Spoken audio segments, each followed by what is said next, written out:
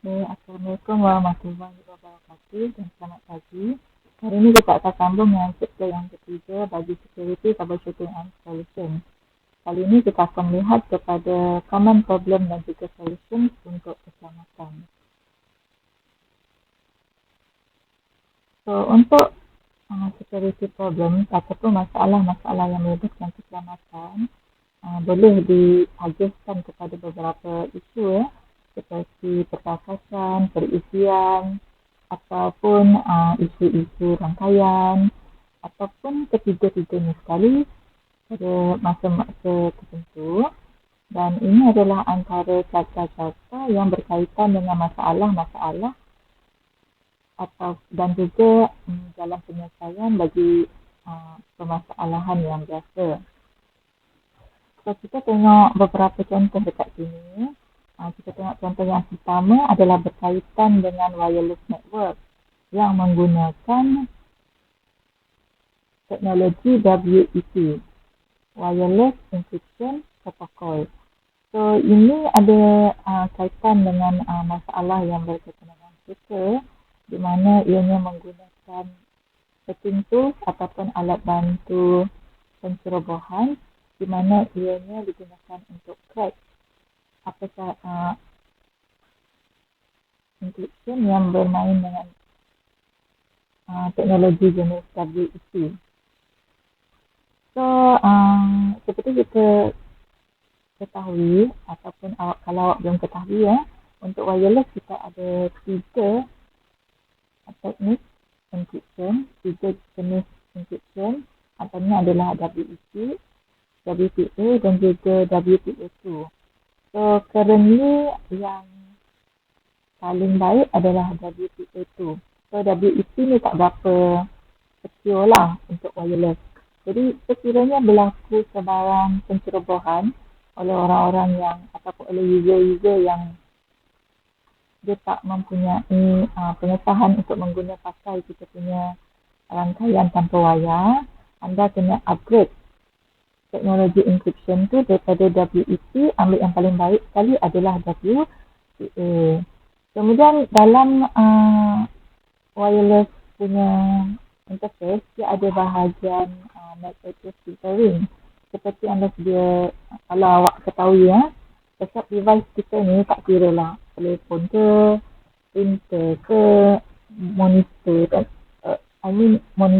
komputer, laptop dan sebagainya. Setiap perkara itu dia ada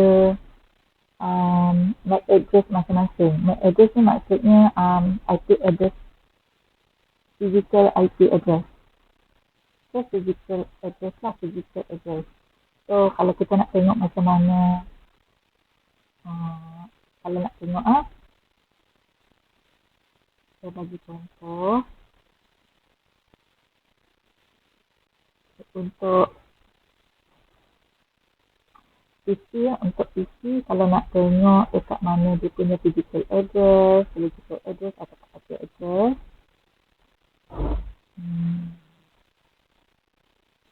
kita kena cari di PC.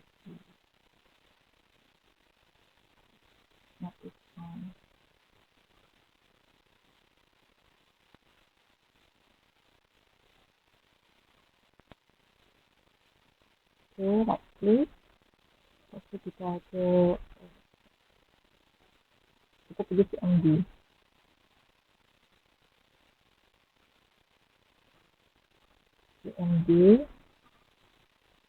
Okay, lepas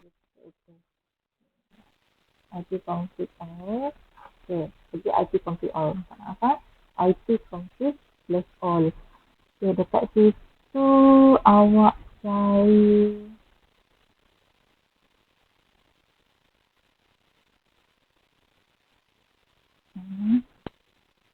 okay, ini dia. Ini physical address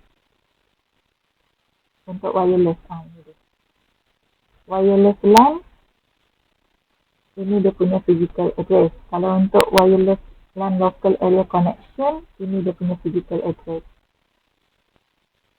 Okay, so kalau dia berada dalam network yang berbeza, dia mempunyai MAC address yang berbeza. MAC address ni equal with physical address. Kalau MAC, nama penuh dia Media Access Control.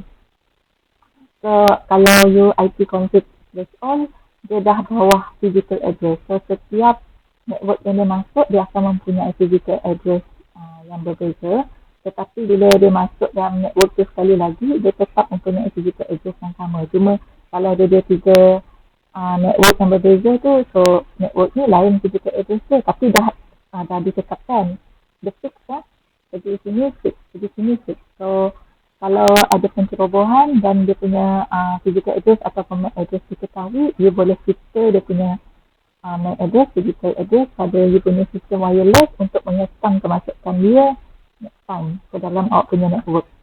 Itu lah. Yang kedua, sekiranya user menerima banyak junk email setiap hari tanpa kita tak tahu siapa penghantar dia. Terus prestasi dia desain macam-macam kat kita. So, ini kita takut dia adalah disebabkan oleh scammer. So, kita takut disebabkan oleh scammer. So, cara untuk you elakkan daripada menerima benda-benda lagi, yang pertama, mungkin awak boleh install antivirus, anti-spam. Antivirus yang bertindak untuk mencegah spam. Ataupun cara yang paling mudah adalah awak remove semua email-email yang awak rasakan tu adalah daripada scammer ke dalam satu inbox, ada satu folder yang diberi nama spam. Awak letak je semua kat situ, nanti automatic next time dia nak hantar kan, dia memang automatic akan masuk dalam folder spam. So awak dah tak perlu risau lagi bila dia berada dalam bahagian inbox. So lepas tu, kalau pasal yang ketiga ni adalah unknown printer representation, yang dia mencari sesuatu di bawah keyboard, di bawah desktop. Sebab dia tugasnya adalah untuk membaiki komputer, tapi sangat pelik lah kalau dia pergi coding kita punya bawah desktop, bawah keyboard dan sebagainya. So, yang ini anda adalah disebabkan orang-orang ini mungkin tak diawasi dan kemungkinan besar akan menyebabkan ada barang-barang yang ataupun dokumen-dokumen penting dicuri So caranya untuk mengatasi masalah ini, just contact awak punya pengawal keselamatan dan juga polis, dan tetapkan satu polisi di company ataupun di mana-mana organisasi dan nyatakan pada pekerja masing-masing, sila jangan simpan apa-apa saja password sekata laluan, tinggalkan dekat meja kerja. Okey? Sebab kadang-kadang bagi yang berita tu, dia kita putuskan kalau boleh jangan tinggalkan dekat meja kerja. Tinggalkan di tempat pribadi yang tak ada siapa yang ada akses ke kawasan simpanan dokumen penting itu. Okey, itu adalah yang untuk common problem yang seterusnya, yang ni dia boleh baca sendiri. Semua nota dalam PDF boleh download sendiri. So, itu adalah bahagian common problems and solution. Awak boleh baca sendiri. Ini adalah antara table yang paling famous dikeluarkan dalam soalan saingan. So, awak kena take note benda ni. So, seterusnya kita sambung kepada data backup in Windows. Okay. Data backup ni, kalau kita dengar backup pun kita dah tahu ianya merupakan pendua, di mana data backup ni bertujuan untuk membuat salinan ke atas mana-mana informasi yang terdapat pada sebuah komputer, sebuah laptop, ke dalam satu media yang boleh dialih. Dialih ataupun di suatu storan yang awak boleh simpan semua dokumen tu secara lebih selamat lah. Jadi ini adalah antara satu kaedah yang sangat efektif untuk mengelakkan daripada berlakunya kehilangan data. So ini sangat penting bila you buat assignment, programming ke apa dan sebagainya. Kalau boleh, sentiasa buat backup. Okay, kebanyakan pencara dia tak boleh nak terima bila student kata hilang kerja dia hilang dan sebagainya. Sebab pada masa sekarang kita banyak storan mudah alih yang boleh awak beli di mana-mana dengan harga yang mampu milik. So, sila buat salinan. Okay? Jadi,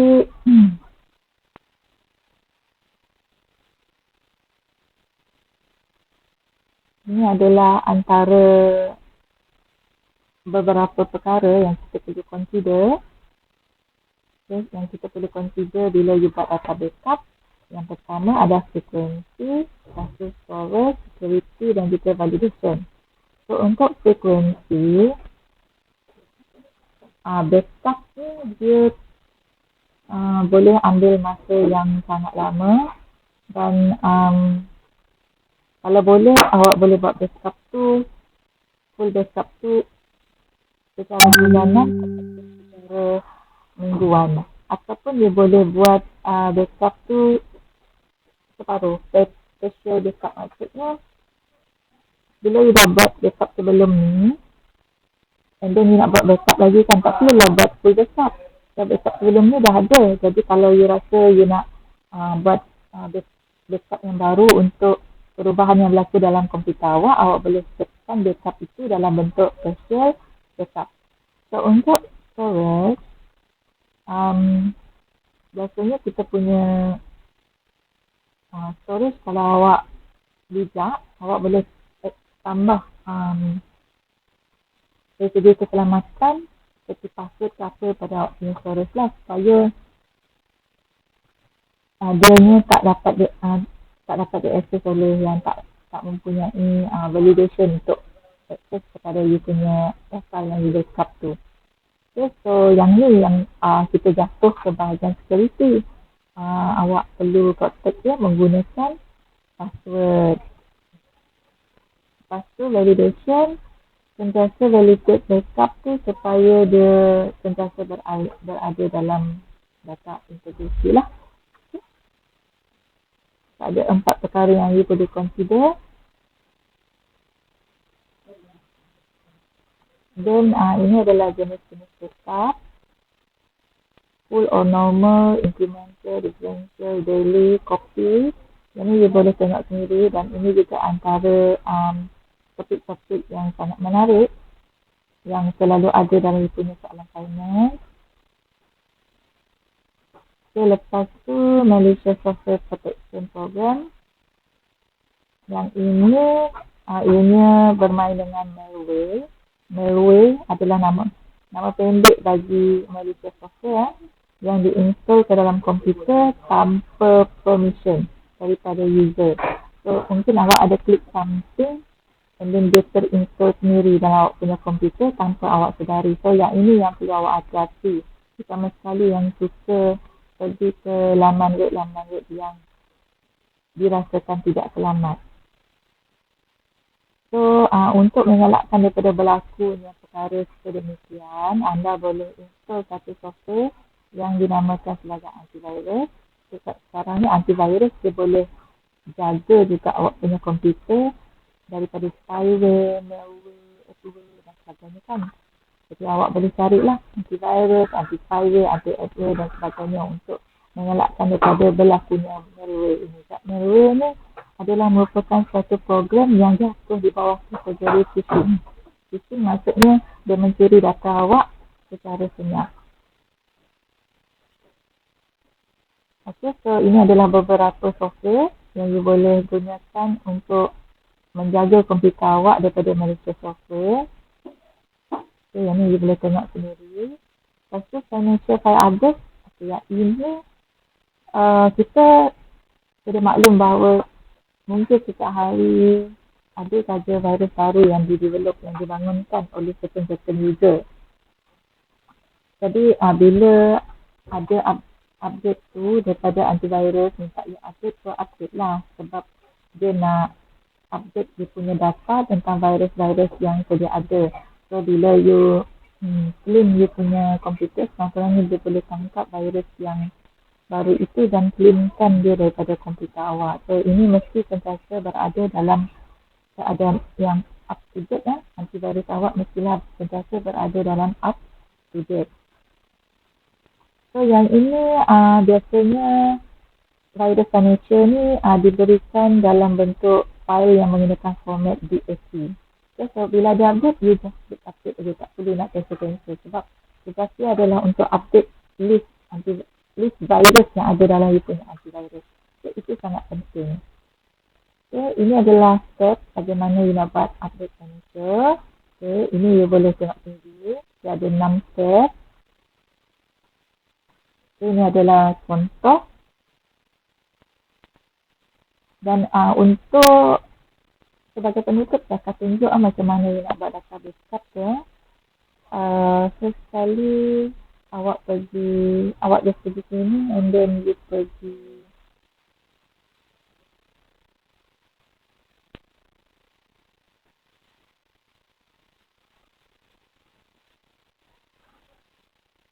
backup.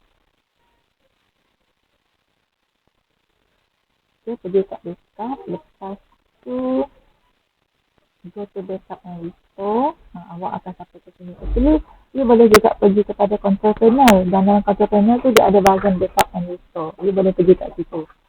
So, bagi komputer yang tak pernah buat backup sebelum ni, dia akan keluar interface seperti ini dahulu.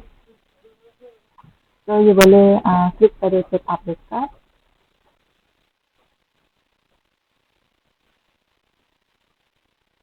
Okay, dia tengah up awak punya Windows desktop.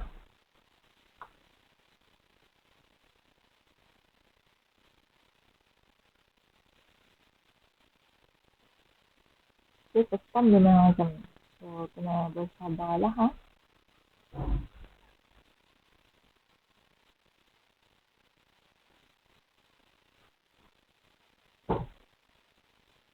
Okay, lepas tu dia akan keluar macam ini.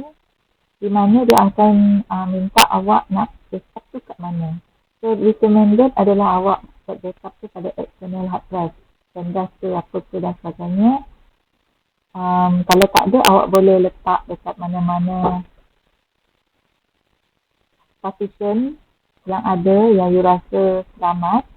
Tapi kalau boleh external lah kan. So, awak pilih, lepas tu you klik pada next. Lepas tu yang ni untuk bahagian backup dia akan bagi awak pilihan sama ada you nak bagi Windows tu yang backup ataupun you boleh pilih sendiri. So dekat sini saya cadangkan you pilih sendiri ya. Okay, so dia akan keluar yang ini. Dalam ni ada folder-folder. Folder mana yang you nak simpan sebagai backup. So you boleh pilih sendiri. Untickkan mana yang you tak nak backup. Tickkan pada yang you nak backup. Lepas you settle, you just klik next. Okey. Lepas tu change schedule. Dekat sini yang dia akan bagi awak pilihan. Awak nak buat backup tu bila? Daily ke, weekly ke, monthly ke, hari apa dan pada jam berapa. Tapi yang paling penting waktu tu komputer awak on lah. Takkan, kalau komputer tak on, macam mana nak buat backup, betul tak? Okay, dah siap semua. You just press setting and run the backup. Okay, ini adalah antara yang awak akan laksanakan dalam dia punya lab. Tak siap saya. So yang ini yang awak akan buat lah. Jadi awak akan tengok lebih detail bila you buat lab nanti. Okey, itu sahaja untuk kali ini. So saya harap awak faham. Dan kalau ada soalan boleh tanya dalam grup, bukan secara personal. Saya tak layan personal. Dalam grup banyak lagi otak-otak yang boleh fikir untuk awak. Dan pesan saya dalam grup, pastikan awak tengok video ni dan tinggalkan nama awak pada komen. Kalau tak kehadiran awak, saya tak ambil. Okay, itu sahaja. Thank you very much.